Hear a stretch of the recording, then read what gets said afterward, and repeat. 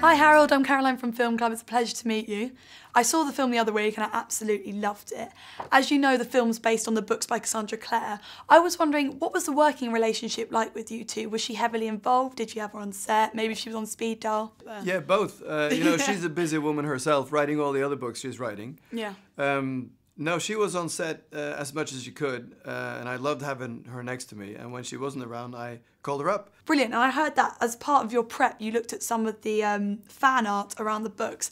How much did this influence your vision of the film? I decided to first become a fan myself, so I spent a lot of time just alone with the book and just looking at all kinds of references and how I wanted to make the portal and the weapons and the designs and everything.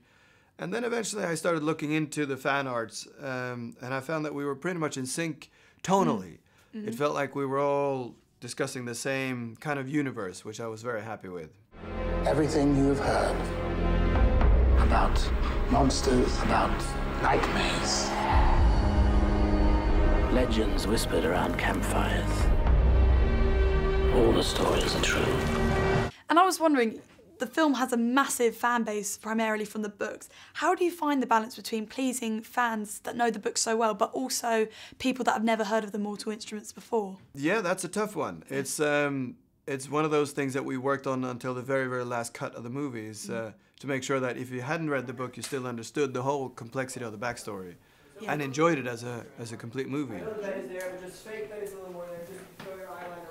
So the film can be quite scary. I was scared at loads of parts, especially when you had the little girl, and it was really creepy. But also you have a teen audience. So how do you gauge how scary to make a film without going too far over the mark? Well, see, I think that's already there, defining the audience as a teen audience. I think that's not how I work. I don't say, oh, this is just for them, or this is just... Yeah. I just make the best possible movie, and I know that the teen audience today is a very sophisticated bunch of people. Even my daughter and my son, who are below teens, they get it. Yeah. And there's so many things where you sit in the editing and think, do we have to say this? Do we have to say this? And we don't. They all understand it. So they are very, very mature. Yeah. And by never really defining what the audience is and just trusting that it's a great movie, that's how I've been working. Yeah. And you know, if it's too scary, you test it and people go, well, that's... I think scares are never funny. What I never wanted was to be gory or... No. So I'm pretty much thinking, what would I show my own children? And they love it. And I think also by having the odd pieces of sense of humor in the middle there, lightens it up. Who else do you think, if there were any other historical figures throughout history? Who would be Shadowhunters? I actually went through that in my head a little bit. The Bach thing was something I put in there as an homage to my dad, who taught me everything about Bach. I don't know, I think a lot of the big thinkers and some, you know, maybe Da Vinci. Yeah. I think there's more people than we know were actually part of this bigger battle. Da Vinci could be, I could see him being a shadow hunter. I don't even know who I'm talking to. You're a killer. A cold-blooded killer. As opposed to a peace-loving killer. I know what I saw. You think you know. Why am I drawing this? So I was right, you're not a mundane. Excuse me?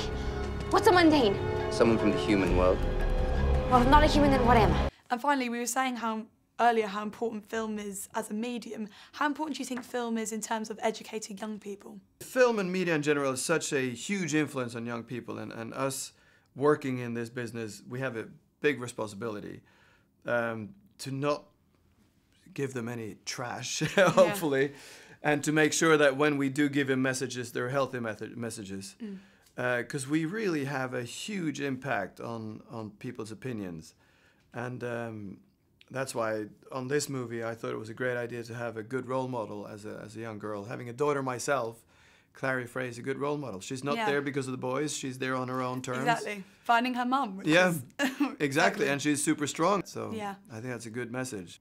Well, thanks very much for the interview, Harold. Really great talking to you.